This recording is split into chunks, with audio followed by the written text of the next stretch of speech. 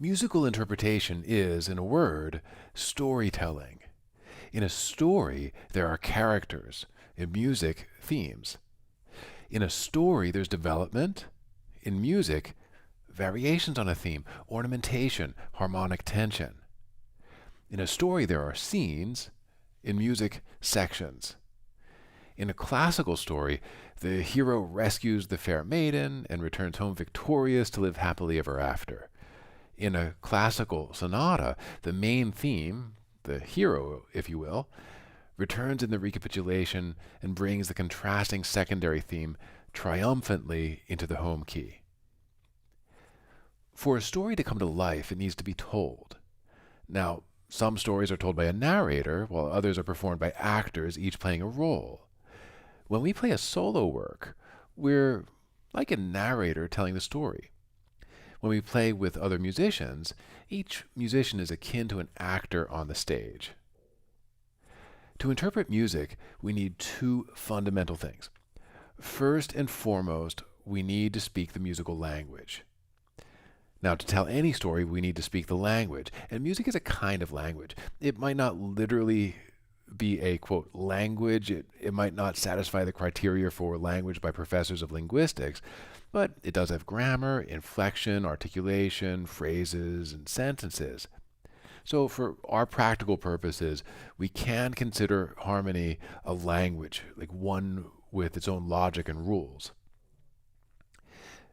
Understanding the rules of language is a prerequisite to communicating, but they're not enough by themselves.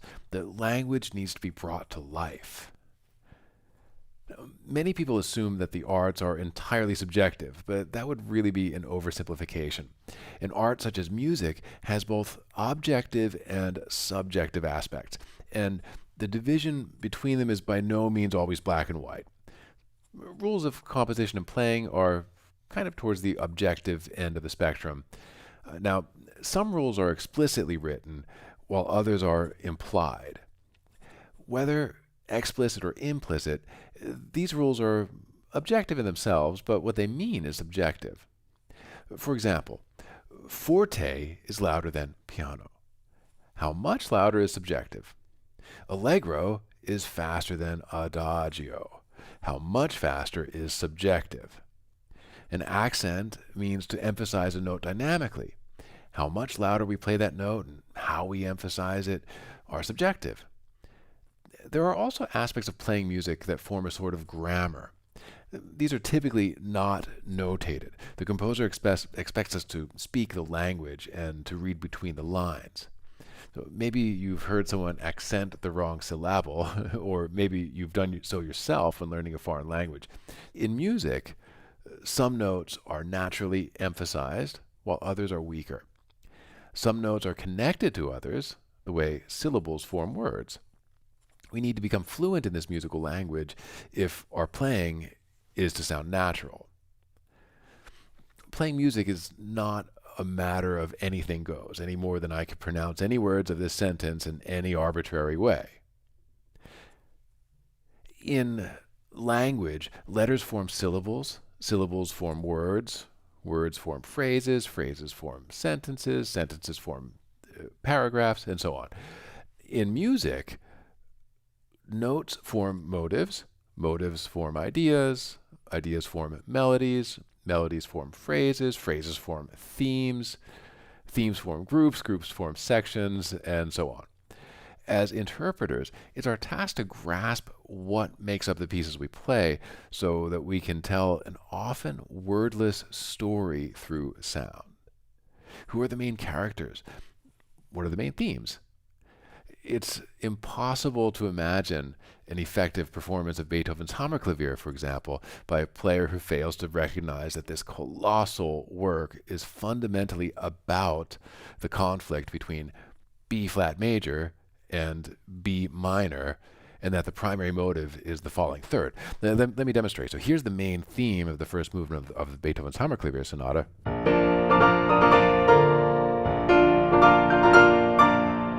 There it is in B flat major, and later in this movement it comes in this dramatic key of B minor.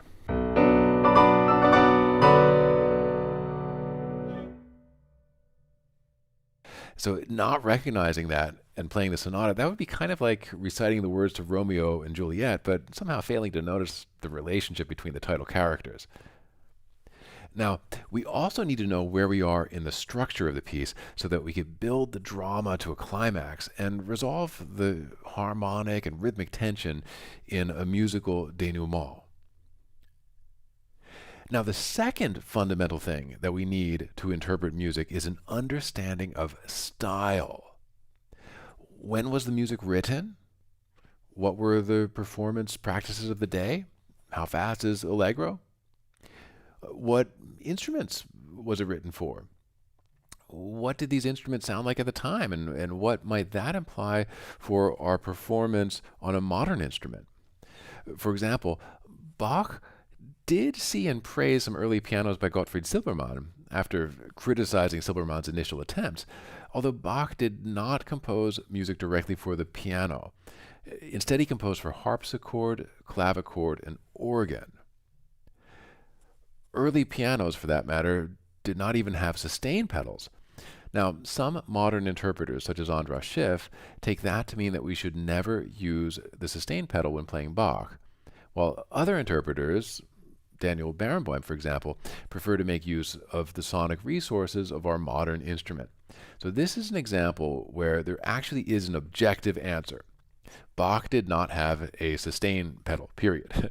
Yet subjectively, it can still be legitimate to choose to use it. So this is an aesthetic decision. Now, speaking personally, I do use some pedal in Bach in pieces such as the C major prelude from the Well-Tempered Clavier,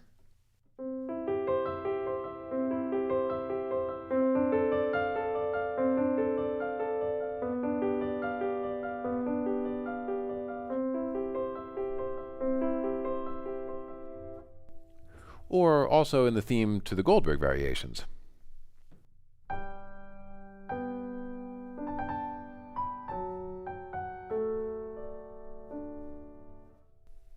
I'd avoid using the pedal in overtly contrapuntal pieces such as Bach's fugues. Now, some interpreters insist that historical music should only be performed on the original instruments for which it was written.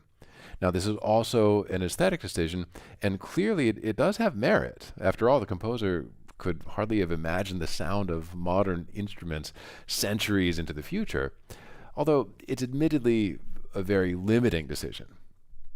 Should we really police which instruments are allowed to play which music? This is kind of the equivalent of historical renditions of Shakespeare plays that attempt to recreate the original pronunciation and accents of Elizabethan English. Now, other theater directors will modernize Shakespeare, and some even use it as the basis for entirely new works. Leonard Bernstein's West Side Story, which takes Romeo and Juliet as its inspiration, is one example of an entirely original musical and literary work. In the end, interpretive decisions do have to be made. Somebody needs to play Hamlet. Should British or American English be used? Modern or historical pronunciation? Should the setting be as authentic as possible? Or should the characters be transported to the modern world? In music, we do need to make interpretive decisions. Creative artists, great artists, cultivate ambiguity. A work of art lends itself to interpretation for this reason. How many movies spark debate because they leave important questions open, and not to mention lead to sequels? So being subject to interpretation hardly means that anything goes. We should make an honest effort to ascertain the artist's intentions, the composer's intentions, and try our best to carry them out. But that still leaves plenty of room for our own creativity. This, then, is the essence of interpreting music. We learn the basic grammar, the language of music, and then try to grasp the style. There's practically limitless room for individual expression within the language and style of music, and plenty of open questions too. So good luck with your interpretations, and happy practicing.